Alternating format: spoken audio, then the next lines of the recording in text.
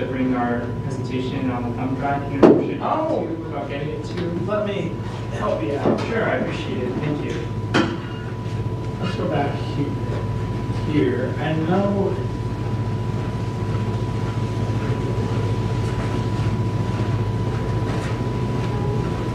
Do you play an instrument, or are you? I'm on the administrative staff, but I went to music school and I was a music teacher before I moved here. Tim, yeah, we have this gentleman from the Philharmonic with a thumb drive full of presentation. I have the presentation already. You do? Okay, they were. Filler gave it to me. Okay, great. And then did you get the latest video? I got a video from Austin. Okay, great. And did they see where to put that? Because it's like in the middle of the slides. I guess it's one of the problem.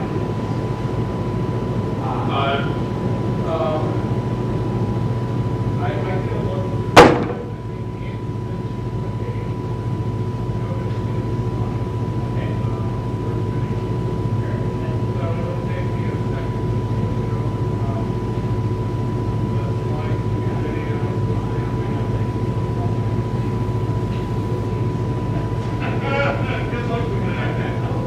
Me too.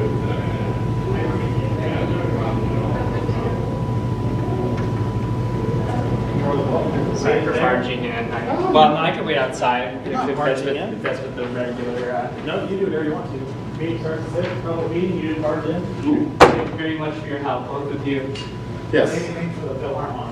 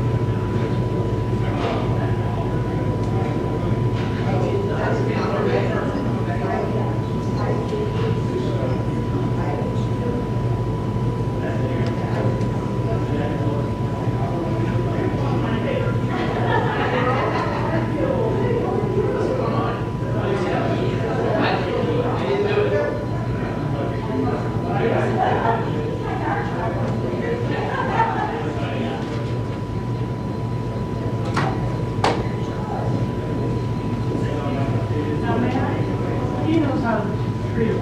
Who's that? He says, hi, young lady. Okay, I know it's brown. My mom always told me to tell the truth. Does it feel weird if you? And my dad taught me how to kick butt. I know, hey, I'm married, I know what that's like. A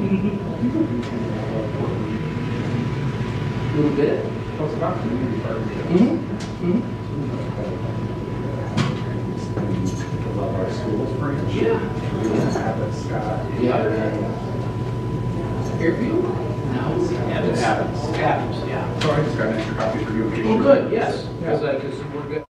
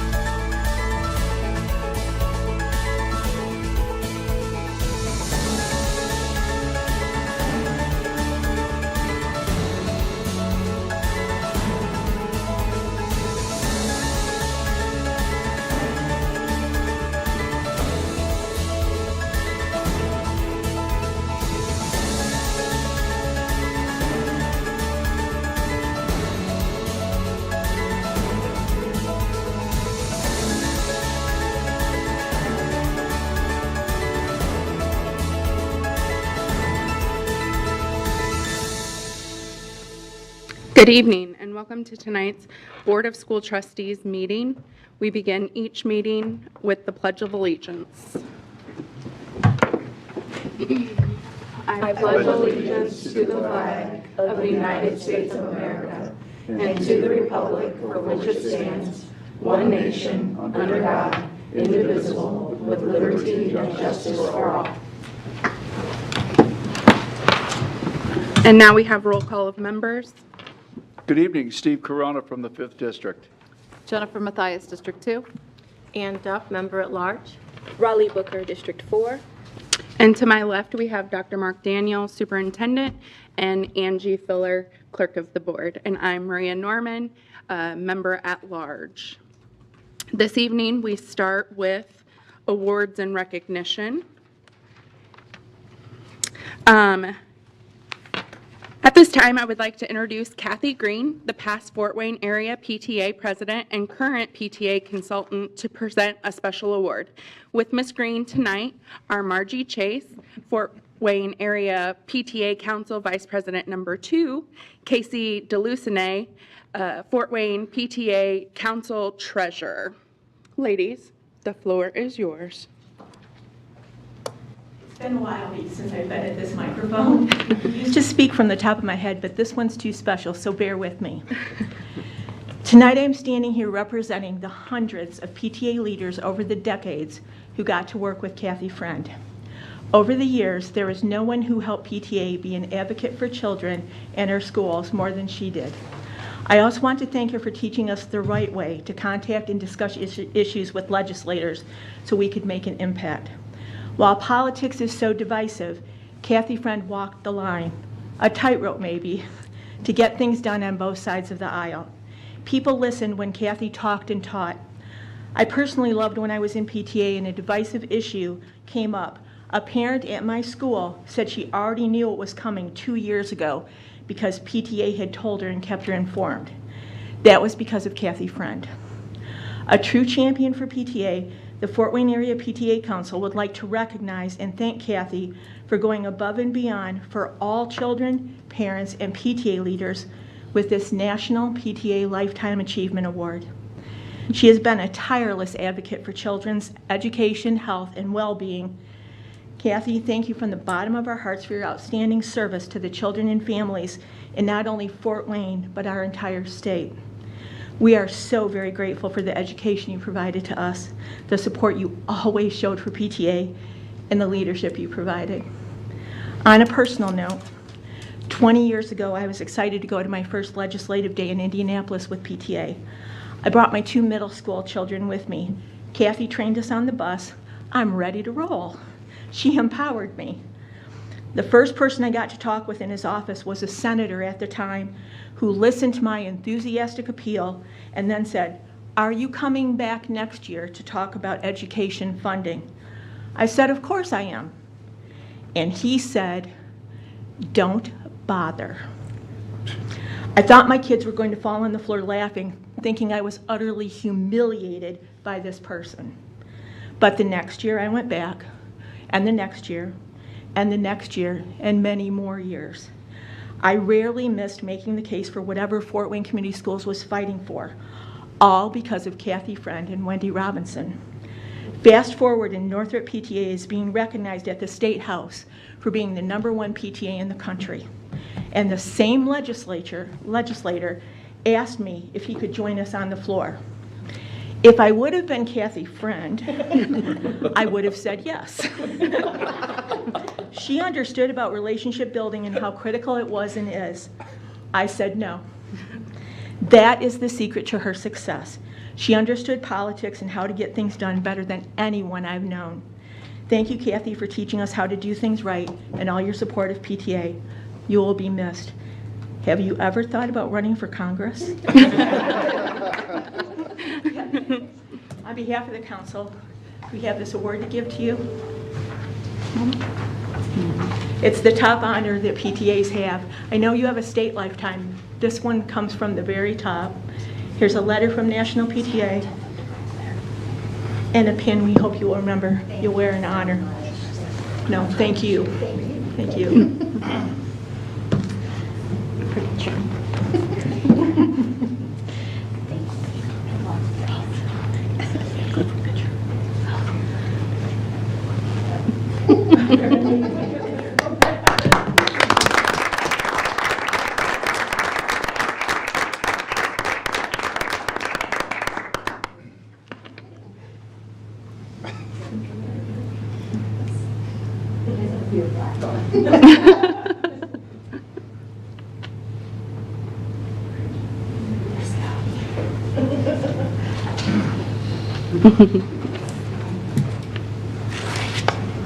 Congratulations, Kathy.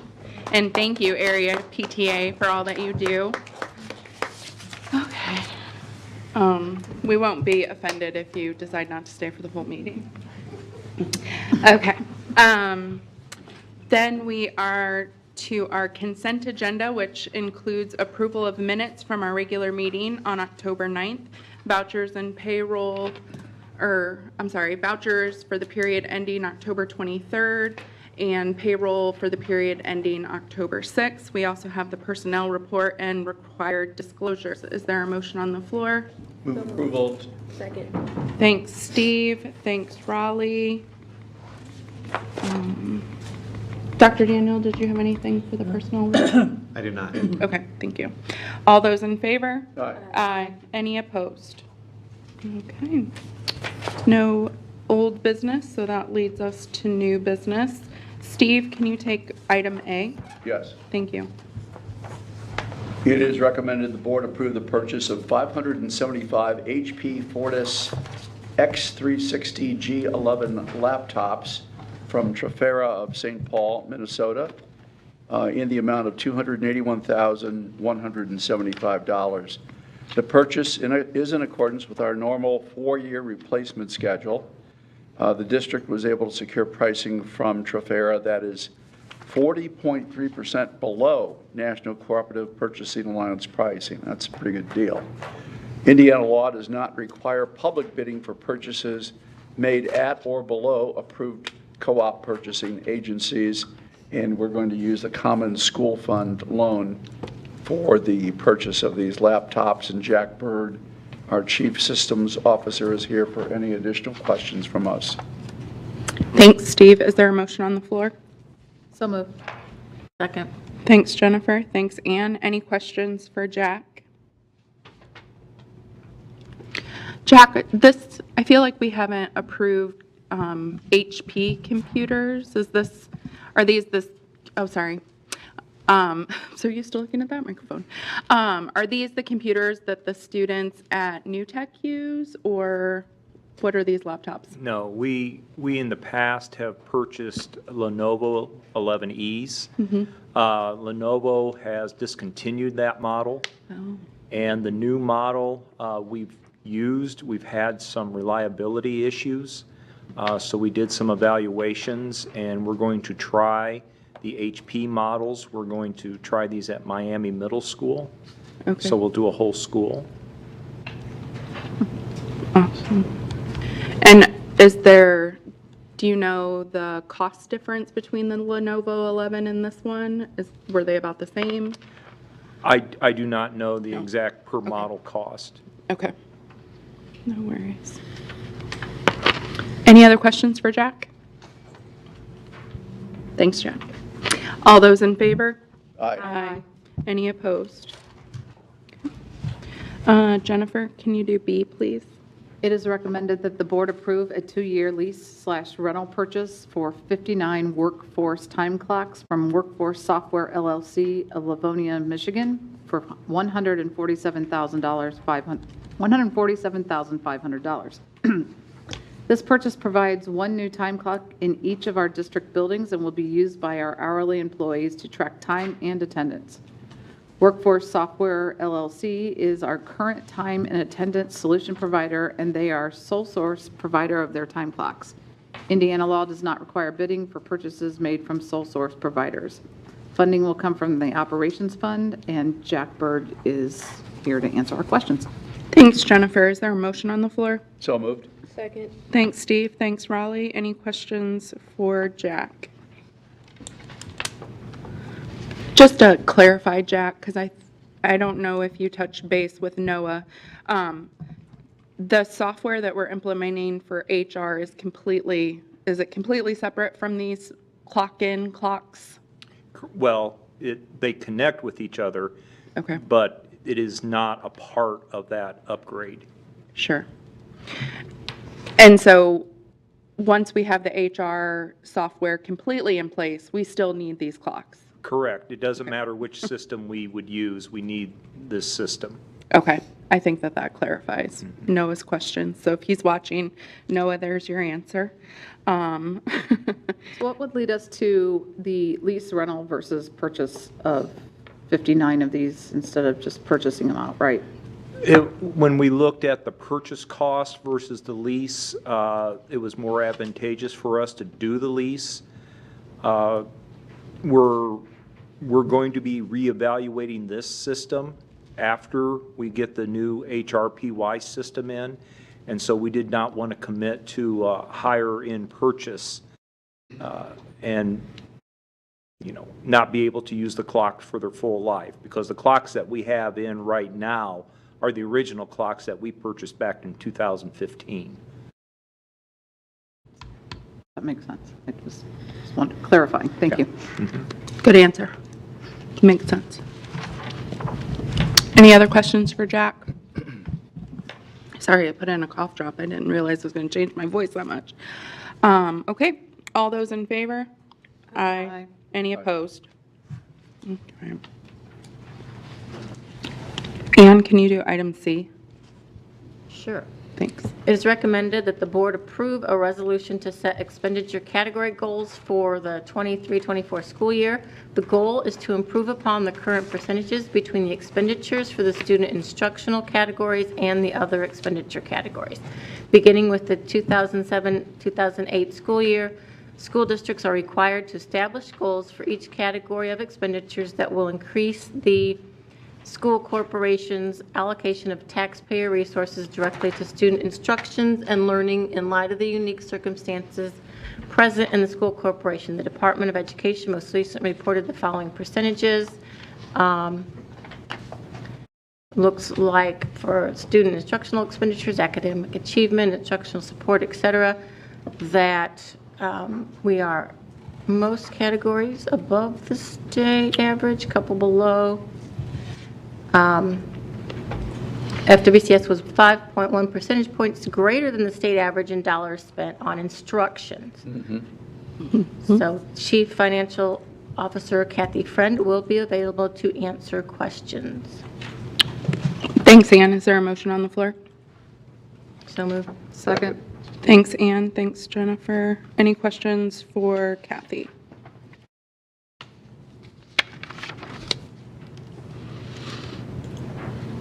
Is this just a formality thing that we have to do?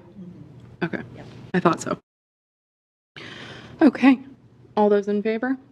Aye. Any opposed? Okay. Resolution, here we are. Now, item D, budget adoption and resolutions for 2024. It is recommended that the board approve the proposed Fort Wayne Community Schools 2024 appropriations budgets, the 2024 levy, and the three-year capital projects plan for 2024 through 2026, and the bus replacement plan for the years 2024 through 2028. A public budget presentation was made on September 11, 2023, Board of School Trustees meeting. At that meeting. Yeah. All board adopted funds and proposed budgets were discussed and estimated tax rates were reviewed. The notice for the capital projects plan and the bus replacement plan were properly advertised on September 11, 2023 on the Indiana Gateway and the FWCS website. A hearing to allow the public to make comments on the advertised budgets, the three-year capital project plan, and the five-year bus replacement plan was held on October 9, 2023. All legal requirements for advertisement and hearings have been met for all funds, the capital projects plan, and the bus replacement plan. Chief Financial Officer Kathy Friend will be available to answer any questions. Is there a motion on the floor? So moved. Second. Thanks, Raleigh. Thanks, Steve. Any questions for Kathy regarding the budget and our resolutions? So what are your parting notes for Rosie? What do you going to tell her to keep an eye on? That's a good, I think Rose, she already knows what to keep an eye on. We've been attached at the hip for some time, and so I think just always having an eye on making sure we can do what we need to do for students, but at the same time, make sure that we keep a healthy cash balance and that we look out into the future, that we're always looking 5 years out into the future. And what's your advice for us? Ask good questions of us. I think, and you all do a good job at that right now, but I think the more good questions you ask us, the more transparent we are to the public, and I think you all do a good job with that. Any other questions for Kathy? Okay. All those in favor? Aye. Any opposed?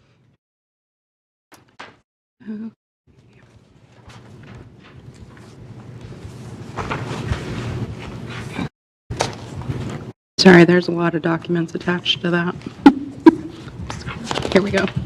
All right, next item up is the ratification of the Fort Wayne Education Association, or FWEA, contract. It is recommended that the board hold a meeting to allow public comment before voting to ratify the collectively bargained agreement between FWEA and FWCS. Earlier this year, teams from the FWEA and FWCS informally bargained their contract and came to a tentative agreement. On September 21st, 2023, the FWEA voted to ratify the contract. On October 9th, this board conducted a public meeting to discuss CBA, which was made available on the FWCS public website as required by Indiana Code 20-29-6-19. Because this board must allow public comment before ratifying the tentative agreement, we will open the ratification meeting to allow public comment before we vote to ratify the contract. I now open the meeting for public comment.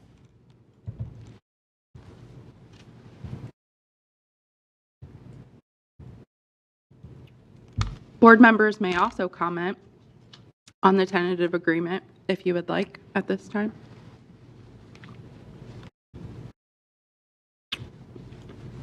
Seeing as there's no comment, I'll close the meeting for public comment. Is there, and now we can vote to ratify the contract. All those in favor? Aye. Aye. Any opposed? Okay. Actually, Maria, if you don't Yes. mind, you Second. should just take a motion and a second and then vote. Thank you. I'd move approval. Second. Thank you, Steve. Thank you, Raleigh. Thank you, David. Do we need to do a vote again? Yes. Okay. All those in favor? Aye. Aye. Any opposed? Okay. Thank you all for keeping me on my P's and Q's. Next up, ratification of the Teamsters Local 414, Fort Wayne Classified Association, and the Fort Wayne Nurses Association reopeners. It is recommended that the board ratify the negotiated reopeners of the collectively bargained agreements between FWCS and Teamsters, FWCA, and FWNA. These three unions have 4-year contracts that were reopened exclusively to renegotiate compensation. The salaries and wages of these employees will increase by percentages that are consistent with increases for teachers. These negotiated changes will assist in the recruitment and retention of bus drivers, nurses, and classified staff. David Amon, General Counsel, is available to answer any questions. Is there a motion on the floor? So motion. Thanks, Jennifer. Thanks, Ann. Any questions for David? Can you share with us a little bit more information about what those numbers are? You said they're consistent with what we're paying teachers, so what are these numbers? They're roughly consistent with the general increases, so that it was 3% in the first school year and 1% in the next, which relates to the next rec as well, which what we're asking to do for all the employees that aren't represented by a collective bargaining unit. Okay. But there's a lot of nuance to each of the contracts, so there's all kinds of individual changes unique to each bargaining unit. Other questions? All those in favor? Aye. Aye. Any opposed? Raleigh, can you do G? It is recommended that the board approve wage and salary increases for all staff not represented by a collective bargaining unit. All eligible active permanent staff not represented by a collective bargaining group will receive wage or salary increases for the 2023-24 and 2024-25 fiscal years, consistent with unionized employee groups at 3% for the 2023-24 fiscal year and 1% at the 2024-25 fiscal year. Other compensation and benefits for employees will remain the same. Permanent staff does not include classified or certified substitutes, temporary or inactive employees. And David can answer any questions. Thanks, Raleigh. Is there a motion on the floor? So moved. Second. Thanks, Raleigh. Thanks, Ann. Any questions for David? Just so I'm clear, all three of those, is there anyone that we're missing in our district that is not getting an increase? Yeah, Noah actually emailed a similar question. The Dr. Daniels contract is not impacted. We have a whole lot of contracted staff, and then the substitutes that are mentioned. I think I captured everyone that's not included. Thank you. Any other questions? Okay. All those in favor? Aye. Any opposed? Next on the agenda is Fiscal Indicators Report. It is recommended that the Board of School Trustees review the district's financial condition as of June 30, 2023. Per Indiana Code 5-13-7-8, the superintendent of the school corporation must annually submit a written report to the local Board of Finance to allow them to assess the financial condition of the school corporation. Although the statute refers to the annual Board of Finance meeting in January, DUAB suggests presenting this information sooner so that it is more timely. Metrics used to assess the financial condition are determined by Indiana Code 20-19-7-4. Following are the metrics reported by the Duress Unit Appeal Board, or DUAB. Average daily membership, or ADM, fund balances, annual deficit and surplus, fund balances as percent of expenditures, revenue by type, operating referendum revenue as percent of total revenue. DUAB provides a web page interface for interested parties to review to review and assess the financial conditions of the school corporation based upon the previously listed fiscal indicators. The school corporation's fiscal indicators webpage can be accessed at the DUAB website.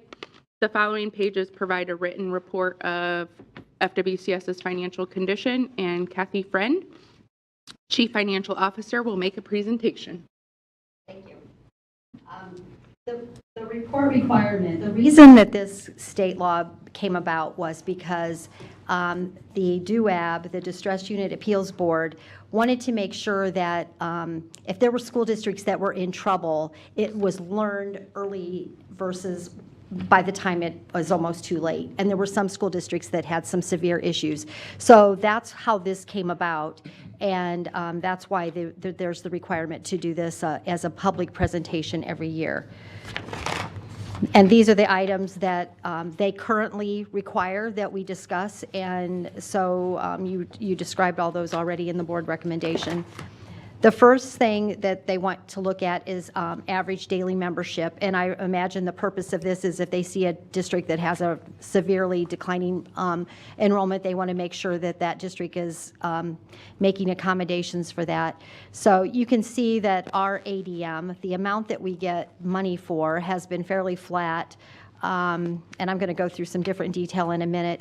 At the bottom, I've put the figures for the amount that we were funded based on the fall ADM, and because this report goes through 22-23, I didn't have the 23-24 numbers in there, but in 23-24, the ADM, the portion we get funded on, looks like it'll be about 27 544, so very similar to what we are funded for this particular school year, the current school year. So this chart explains this a little differently, and what I want to point out here is that the blue line showed what our total enrollment was without preschool, and then total enrollment continues with the green line. But the orange line represented what we were getting funded on, and I want to point that out, and this, all of this excludes preschool, so it doesn't have preschool in there, but kindergarten was only counted as a half through 14-15. So that made the amount we were funded much lower, and then we became fully funded in 15-16. So if you didn't pay attention to that blue line, you might think, well, we were doing pretty good there. We were pretty level. But really, we did have a decline when you consider that blue line and are looking at our total enrollment. So I think that's important to keep that in mind. Kathy, just for clarification, so we are funded for our kindergarten students, but we are not funded for our preschool students. Right. So that's why I don't have preschool on this chart at all. This is strictly K through 12 enrollment, but kindergarten has a different value today than it did back in 11, 12 through 14, 15. So we receive $0 for all of our pre-K students, and so how do we pay for that as a district? Well, those that are in the Title I schools are funded through Title I dollars, and then the magnet programs at Bunch and Young are funded through dollars that we receive in our education fund, but not specific to those students. Those students, there's no revenue collected for those particular students. Okay. So we see it important that students go to pre-K, so we make a way for our students in Fort Wayne to attend pre-K. Thanks. Okay, the next area is fund balances.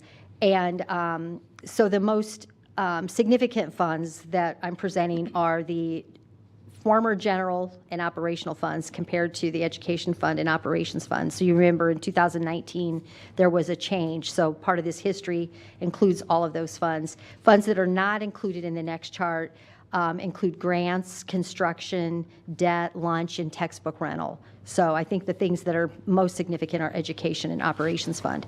So this chart shows you what the fund balances are, and the reason for the different colors is because the green was the general fund, the gold was the operations funds, but then the general fund went away, and then we had the education fund. So you can see that we did have growth in our fund balance, in our total fund balances. And the next chart will show you what the details of those are.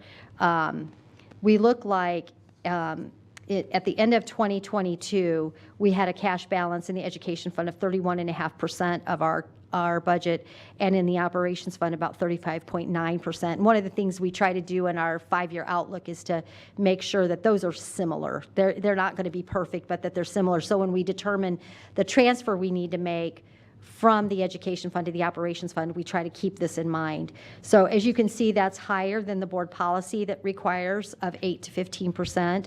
I'm going to go into some more information about that in a minute, but I do want to point out how important it is to have a cash balance.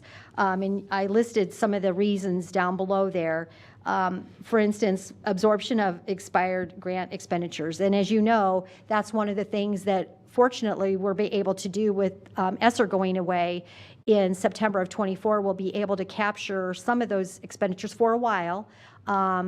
Maybe not forever, or maybe they will take the place of something else, but at least we're in a good position where we can keep some of those ESSER expenditures going because we do have a cash balance. There's another thing, when the grants go away, the indirect cost dollars that we get because of those grants, that goes away. Enrollment changes can impact revenue. And then, of course, the uncertainty of the funding formula, because every 2 years there's a new funding formula, and you don't know what dollars you're going to get. So if you can be prepared for something maybe not as positive as you want, that's helpful. in changing interest rates. And right now, we're on an upswing, and we're definitely seeing how that's benefiting our cash balance, but that could change and go back down.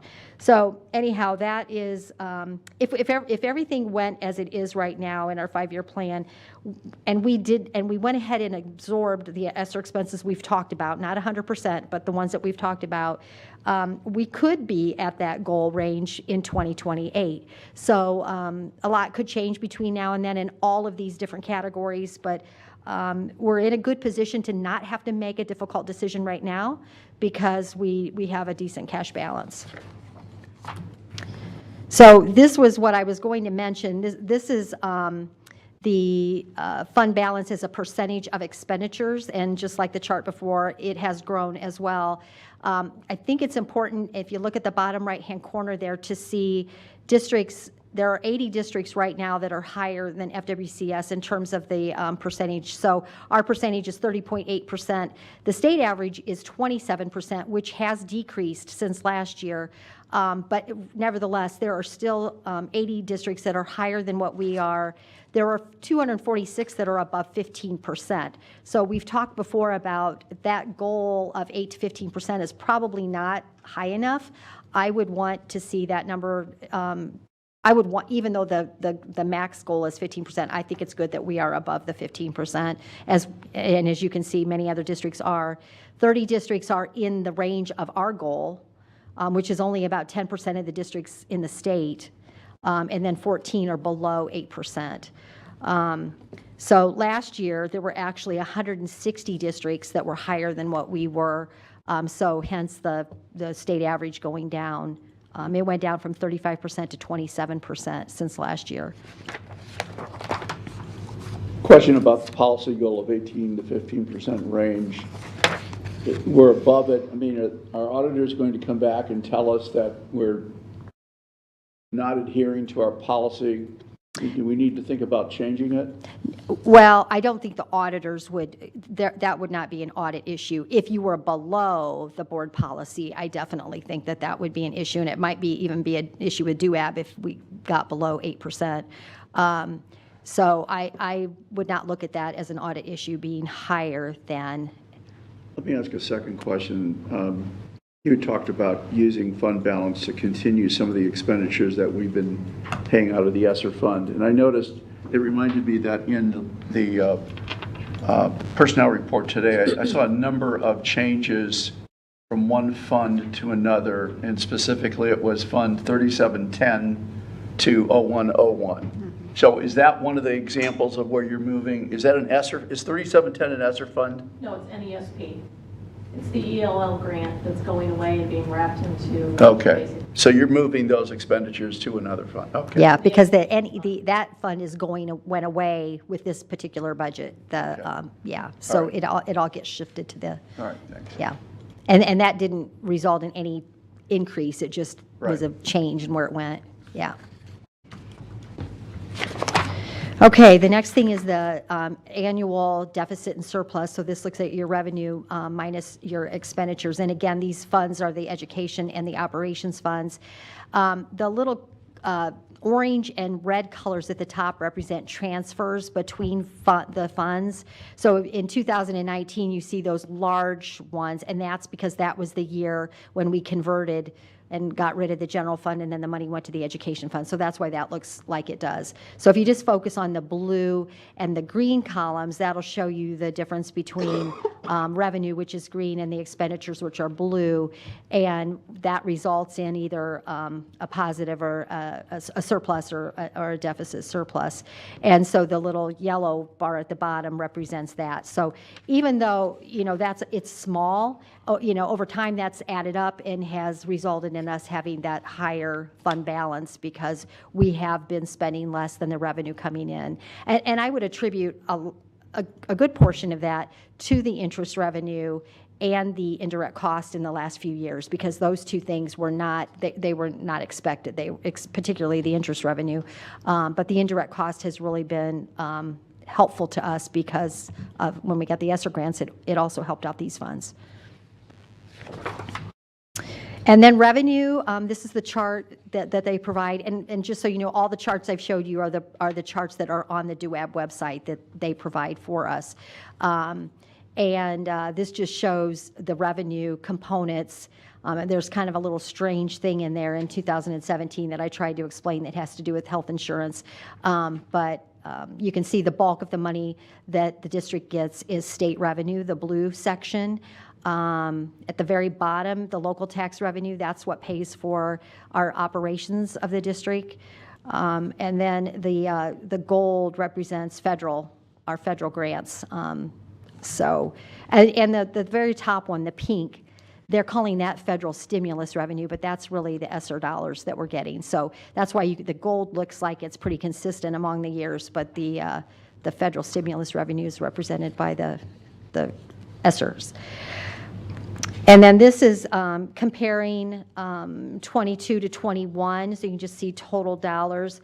The biggest reason there's an increase in the dollars, if you go to the line above debt revenue, is because of the federal COVID relief dollars that we got. So we went from $22.7 million to $69 million. So those are the dollars that we actually we spent those dollars. So we got reimbursement for the things that we spent dollars on. And so that's why that's such a big difference. And then the debt revenue, I just point out, that is the revenue that we receive from the sale of bonds. So when we sell a bond, we get those dollars and put them away for the construction or whatever. So I didn't really want to mix that up in the total revenue because I don't think that is a fair presentation. So, but they do include that in the document, so I wanted to show you that too.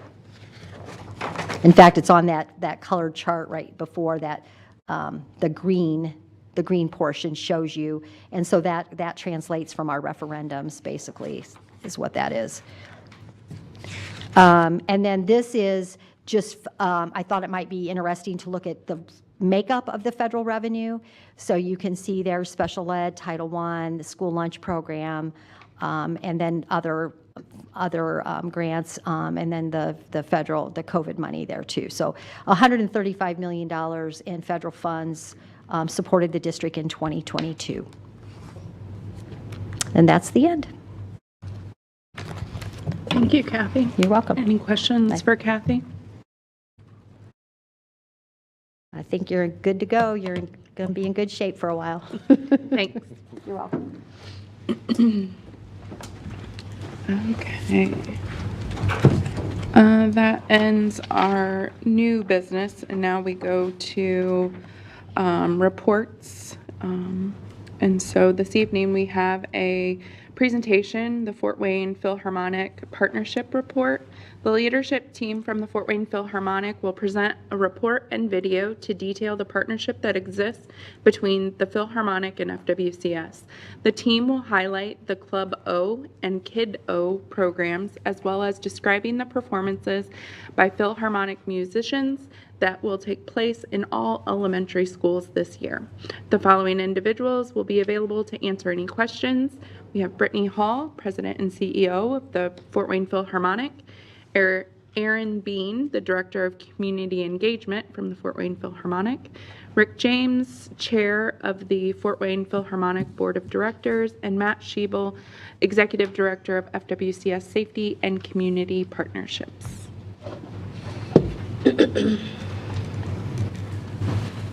All right. Good evening, President Norman, Dr. Daniel, members of the board. I had a wonderful opportunity a couple weeks ago to speak at the Fort Wayne Philharmonic's Gala, and I had the opportunity to speak about the partnership that we have between our two organizations. Really happy to see the number of kids that we have in the Club O and Kid O, which serves our elementary students, and also this year really the expansion of the number of ensemble programs where we have a lot more performances, and I think Brittany is going to tell us about that. So I'm going to introduce to you Brittany Hall, and she will explain where we're going from here. I shut off. I got you. Sorry.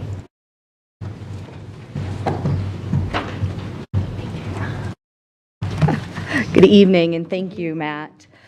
Tonight I am here to give a report on the Club Orchestras program and our partnership between the Philharmonic and the Fort Wayne Community Schools.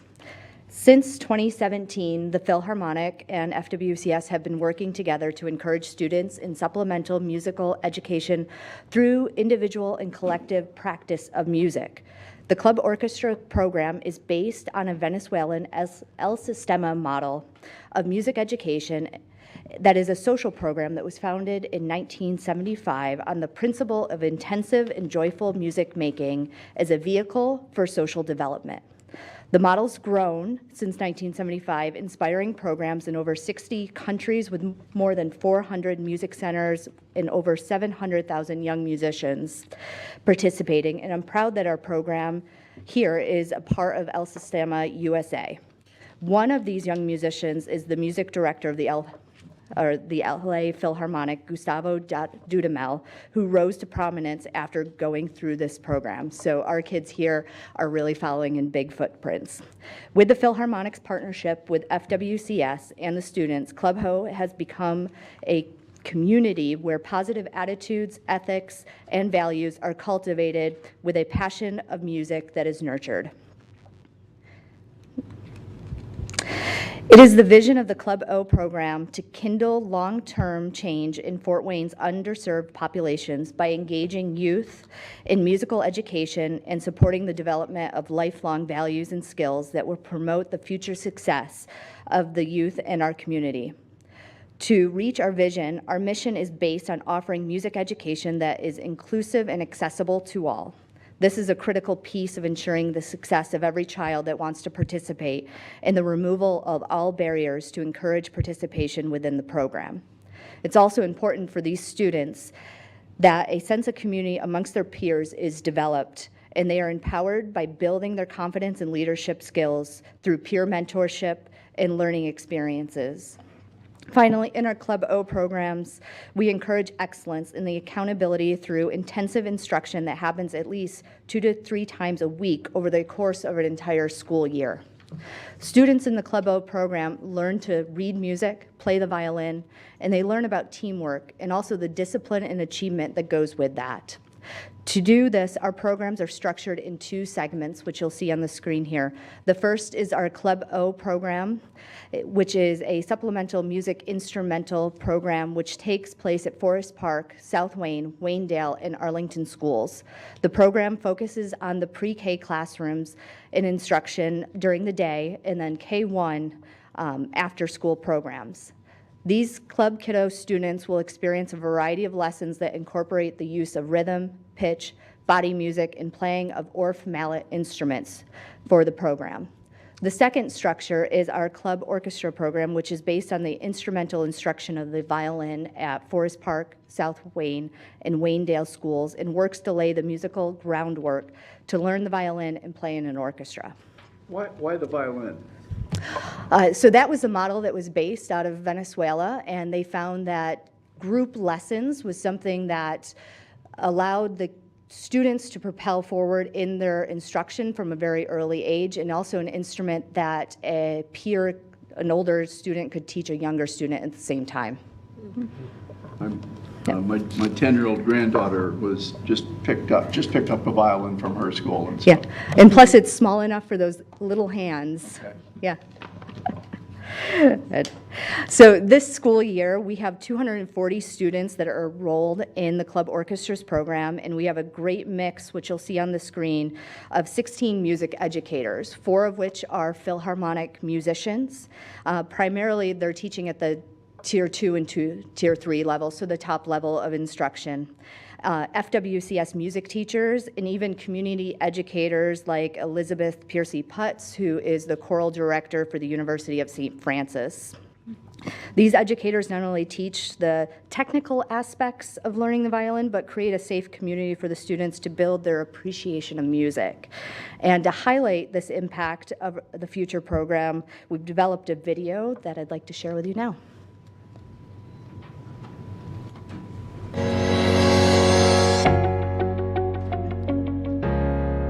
Started playing the violin at the age of 2.5. I've been playing with the Fort Wayne Philharmonic for 20 years. And so it's been probably about 15 years since I started the Club O program. And the whole idea behind the Club O program was to make high quality music instruction affordable for kids that otherwise might not have access. In high school, I was in the choirs. Actually, I went to Northside High School and graduated from there, and I was very involved in all the choral things. And then I went on to school for music education, and I was performing actually in a lot of different things in musical theater during those years, and I was torn between the two, but music education has always really been the part that has been the bigger passion. I have taught at high schools. I did a lot of choir things in high school and middle school, and I always wanted to get back to the actual process of learning music and not just the product. The product is wonderful, and I still have lots of things because I still direct choir and all of those things, but I really like getting to the nuts and bolts of how do we originally learn to fall in love with music, sort of like I did, and I love to share that with students. And put them up. What's swim here? There we go. I can put them down low. I can hide them in back and fold them just so. So I guess that's probably where my passion comes from, is finding out at every age what we can do to get kids the most interested in all types of music and to incorporate music as a real expression of themselves. I think one of the first few things that I realized that was particularly impactful for me early on was the transformative nature of studying a discipline. So when I started Club O for the first time, we started with reading notes. I was really good at that, and my older sister Alice, she was in Club O during that time, so that she helped me read notes and follow along. Since the music is in my family, I sort of felt it, and Alice pushed me along too. And every time that I kind of heard music, it just felt like a part of me that I needed to do. And Club O was a perfect start for the beginning of my career with music. So when I have a stressed day, violin of the sound makes me calm. Club O has taught me how to connect with people and how to understand them. The experience about people helping me and me helping other people is a strong feeling because you get to know them, and the more you get to know them, the stronger your bond becomes with them. And practice it 100 times on each string every day this weekend. 100 or 1,000? 100. Well, you can do 1,000, but everybody else 100. 1 quintillion. I'm doing 1 quintillion. I can't count that high. To devote oneself to the study of a thing has the power to transform oneself. And that's one thing that I wanted to impart to the students in the class. Albert Einstein was an amateur violinist. I personally know many doctors, neurosurgeons that play the violin in their spare time. Such is the level of respect that highly accomplished individuals have for this craft. If you want the very best for your child, for your student, for your community, encourage support for the arts. Support them with your time, support them with your dollars, support them with your words. The arts matter.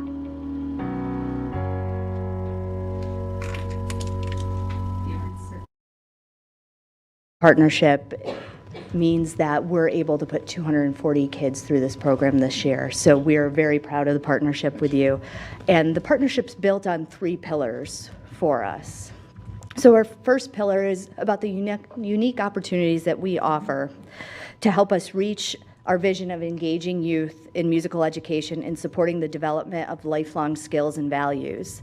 The first pillar allows us to reach our vision as students and parents must experience the excitement that the joy of music creates as a part of this program. We have created the unique partnership to help us with this. in this idea of informances, which is really performances, but they're parent nights that we ask all the parents to come in and participate. They're a good way to educate the parents on what's happening inside the classroom, but also for the students to be eased into that performance setting. We offer other performance opportunities as well, which includes having our club orchestra students elevated and featured at our Young People's Annual Concert with the Philharmonic, where we're bringing in 2,200 students from all over Allen County to see a performance with the Philharmonic, and having our Club O students out in front featured that evening. And then finally, our end of the year concert, which is a side-by-side experience for these children that they get to sit up with the professional musicians and highlight their hard work over the entire season that they've done for their friends and family. And as students graduate through our Club O programs, we're offering a pipeline into the Philharmonic's youth symphony orchestras, and so far we do have alumni going into that program. Here are a few quotes from families. There we go. Our families got the experience, a musical outlet that we may not have without Club O. I love this program. It's a great opportunity for students to get an early start in instrumental music. She enjoys playing the violin at home with her brother and transferring what she has learned to the piano. We're very thankful for the opportunity that we've opened up for our daughter. She loves the Club O program, and we enjoy watching her learn and grow as she looks forward to the years to come. The next pillar that we focus on is confidence, teamwork, and ownership. Playing a violin at a very early age is a difficult task and requires physical condition, musical knowledge, and perseverance. The curriculum is designed with the student confidence in mind, where it is on conceptual themes of music literacy, pitch, and rhythm. These skills learned then are used to increase social and community connections while encouraging older students to mentor and teach the younger students. And here's a few quotes of what families say about seeing increases in confidence. So her confidence is improved so much. She's always been a shy and timid girl, but now when she has her violin in her hand, she holds her head up and plays loud and beautifully. She's gained responsibility, she takes care of her instrument, and takes pride in that. I think he likes being a part of something that he was interested in, and then being able to actually accomplish it made him have a little bit more confidence in himself. And you guys do a great job at building the foundation for caring for an instrument, to learning sheet music, to community involvement. And I think there is enough involvement with the Philharmonic to pique a kid's interest without being too overwhelming. And the final pillar, which it really is the core of the mission, is accessibility. As I briefly mentioned before, the Philharmonic is dedicated to removing as many barriers to entry as possible for all students. This program is offered free of charge to any student who wishes to participate and provides a safe place for a student after school until their parents can pick them up. This is the core of the mission and the secret to its success.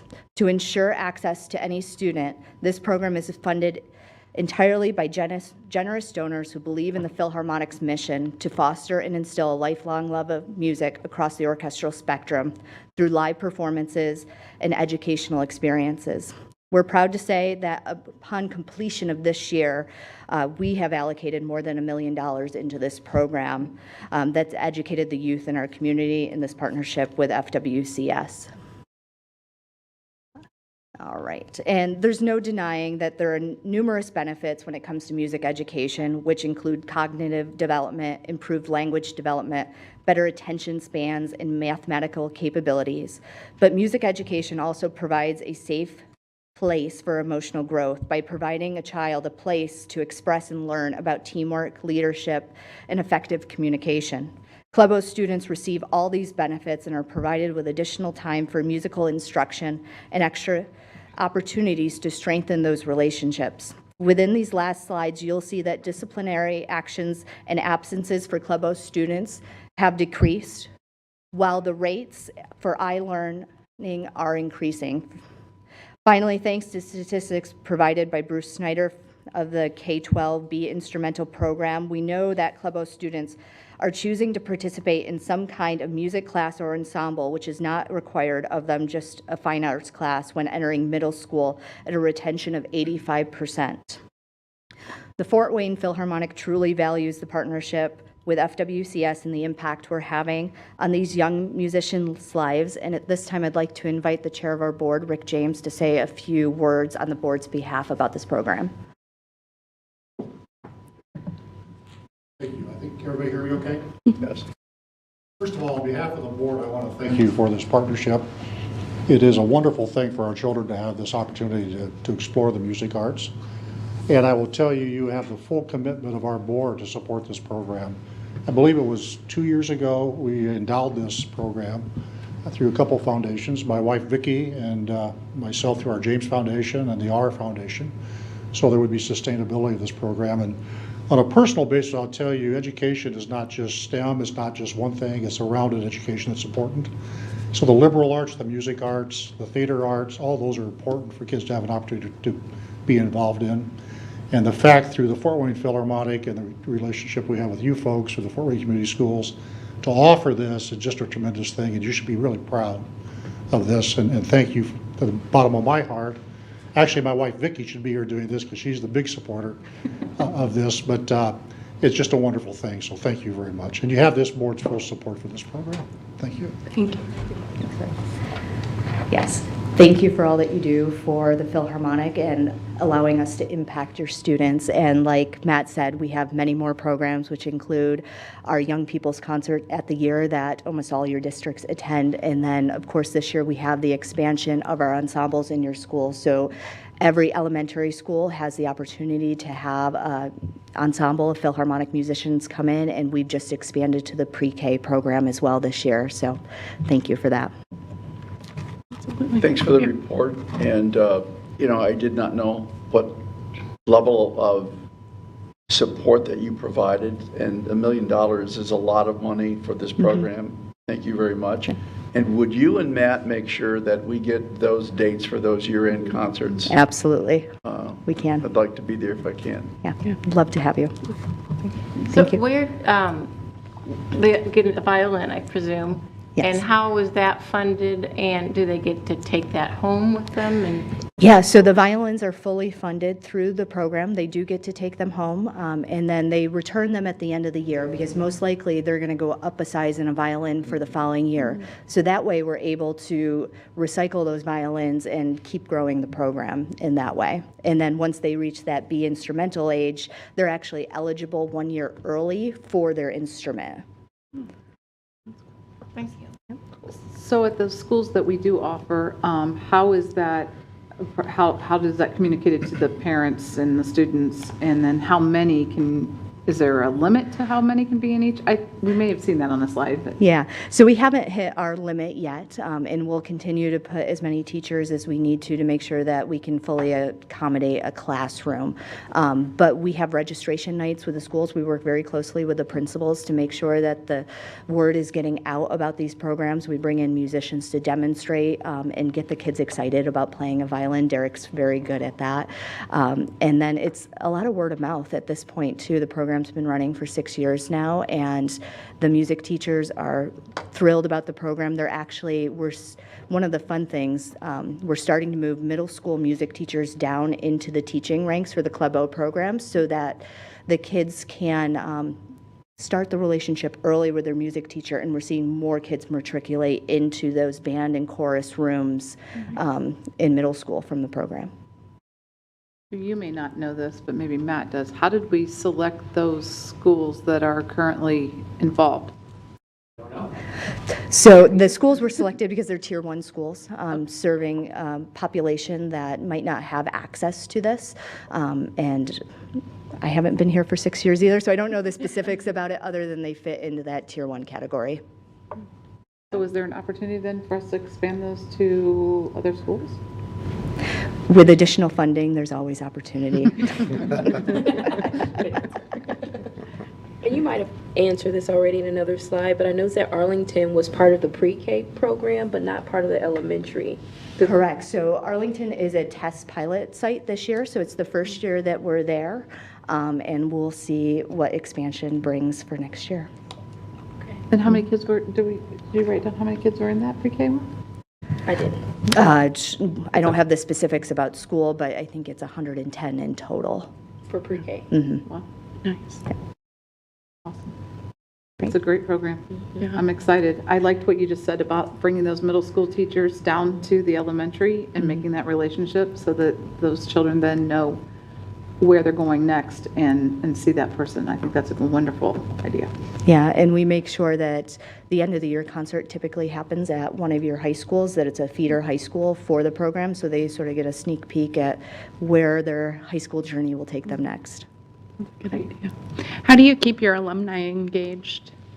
You know, we're working on that, but really working through that youth orchestra program and showing them that there's additional steps for your music career if you want to go in that direction.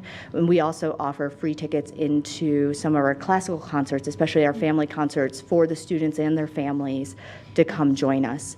One of the hurdles that we are looking at, though, is transportation and how to get those students up to our performance hall to actually participate in those programs. Very cool. Yeah, this is awesome. Thank you so much. Thank you. Thank you. Okay, this brings us to board member comments. Kathy, thank you so much for your service to the district. Thank you. So what are you and Greg going to do every second and fourth Monday? Oh, I'll probably watch the board meeting. I'm sure you will. No comment. I have a lunch buddy at Lakeside, and she talked about this greenhouse after-school club she was in, and so I started asking her questions about it because it sounded really cool. Because they said they got to make things with the vegetables in the greenhouse and things like that. So of course I invited myself to go to the club one day. So it was really, really cool. It's sponsored by Parkview, and I guess one of the teachers wrote a grant so that the kids could have this opportunity.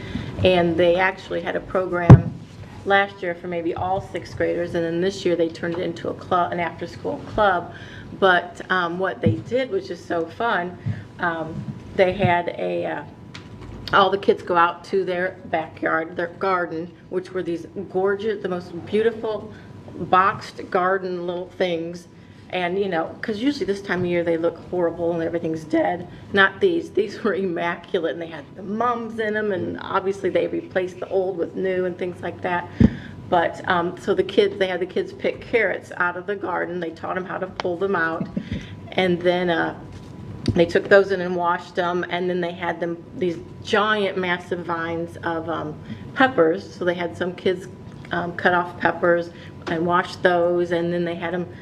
One group chop those up, and another group make hummus, and they also and so they got to eat those, try those things, try the vegetables, try the hummus, and then they also had a little educational part where they talked about protein, and I guess they've talked about the different food. It's not a pyramid anymore, whatever the food thing is these days, but the different food groups. So there's an education piece to it as well. So it was a really, really neat opportunity for these kids because you know, when you grow something yourself, or you pick something yourself, you make something yourself, you're gonna try it. And they also got to get a bag of vegetables sent home with them. So it was really, really cool. So I was really excited I got to invite myself and go visit that. And also, the other day I was talking to a friend, and we were discussing how so many jobs have, especially with this younger generation, jobs are either hybrid or all virtual, and there's some, you know, here in Fort Wayne, even post-COVID, that have still remained virtual.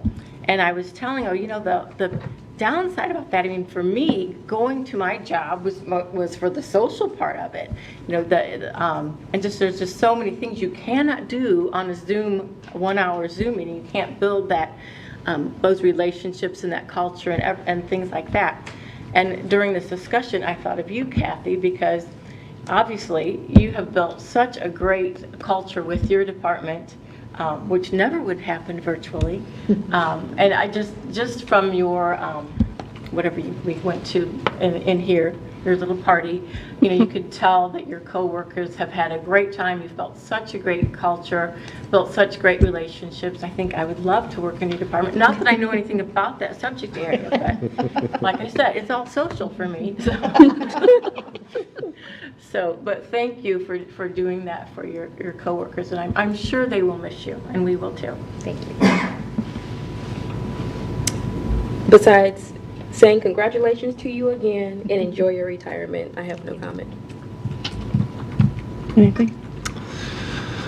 So really pleased with what we're seeing in regards to 3DE and the whole experience there with our students. And I think it was just last week we had Mr. Keith Bussey actually mentoring and coaching some of our kids as part of the competition, the challenge that they have. And Ivy Tech awarded the freshman, actually this is the sophomore team, the sophomore winning team with a semester of free tuition. So just, and as we bring together the whole Schools of Success piece, tying it to our community and the needs of our community and the workforce.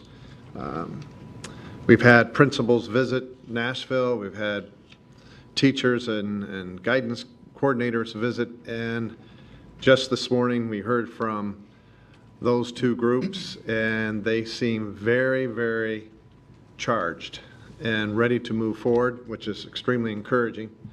So on November 8th, we have what we call a celebration evening, and that evening is we are now a designated site for Ford NGL, Next Generation Learning, and that will be a celebration, but also a chance for us to bring our community leaders together to say we still want direction from you, we want your input. As we say, we want you to assist us, we want you to advocate, but also give us advice. And I think that's so important if we're truly going to move this forward and make this a community initiative. So really, really pleased with that. And of course, Kathy's been very supportive of this moving forward. And even in your retirement, you have to stay connected with us because, again, it's about students having experiences in the workplace, work-based learning experiences, more hands-on. And of course, we look at, as what was said earlier, we look at the whole student. So we have the arts connected, we have advanced manufacturing, we have hospital, health and related services, we have human services, i.e. we need more teachers, so we need to make that happen within our own system. So just as a few examples, but moving forward, after a very lengthy discussion with the guidance coordinators just this afternoon, it's a reality. So very, very pleased. I want to thank all the board for that support, but also Rosie, you're now part of this as well. So you'll have to keep up you have to carry the torch moving forward, helping us find the revenue to support these programs moving forward, which means we have to expand our CT offerings. And I'll just say some of the discussion has been, well, are you going to eliminate other programs? We still have to have these programs that we heard about tonight. We still have to have the programs that sit across the way at the Anthos Career Center. Those still have to exist. And we have to find ways to reach every one of our students, each of our students. And that's the goal. That's our why. Prepare them for that Monday after graduation. So Kathy's been part of this discussion. Rosie, you now carry that torch to help us through, because we do have to have this, we have to generate revenue to cover the expenses, and that's what we're firmly committed to. That's it. Thank you. Okay. Speaking of the arts, I just want to share, I know board members love to go see what our students are doing. Memorial Park is putting on Shrek Jr. this weekend, Friday night at 6 and Saturday at 2 and 6. So if you're free, you should go see that wonderful production.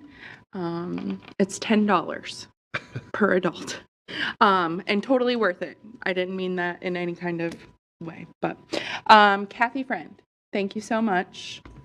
I remember at my very first introduction to FWCS and being on the board, I said to you, are you ever going to give me anything that will be the downfall of the district? I don't know if you remember that. And you said, well, I hope not, but we have vetted everything and, we dotted all of our I's and crossed all of our T's. And working with you, let's see, how many years has this been now? 5, I think. I've always trusted everything that you've given us, and your reputation around the state has always made me very proud to be a part of this district. People respect you from corner to corner of the state, and thank you for leading us and keeping us in good financial, good financial health, I guess I'll say. I hope that you enjoy retirement. I hope that you retire well. At Purdue Fort Wayne, we kind of joke that people fail at retirement because they come back and do all sorts of things, but I hope to see that you're vacationing and tan and relaxed and all the things. So enjoy, and thank you for your service to the district. I really appreciate it. And on that note, do we have a motion to adjourn? Second. Thanks, Steve. Thanks, Ann. All those in favor? Aye. Any opposed? All right. Get my...